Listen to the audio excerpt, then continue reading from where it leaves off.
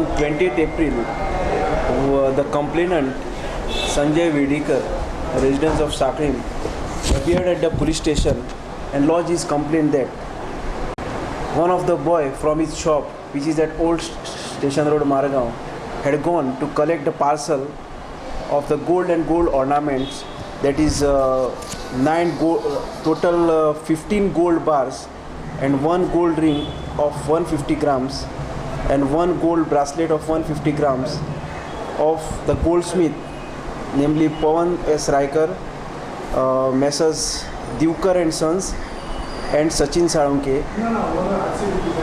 at the bus stand,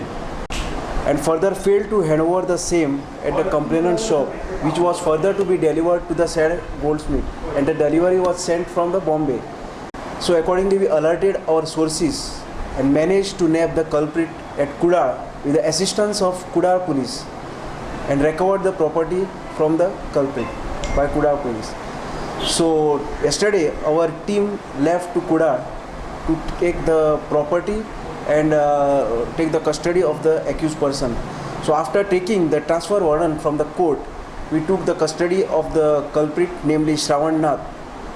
residence of native of Rajasthan, and also took the property which was seized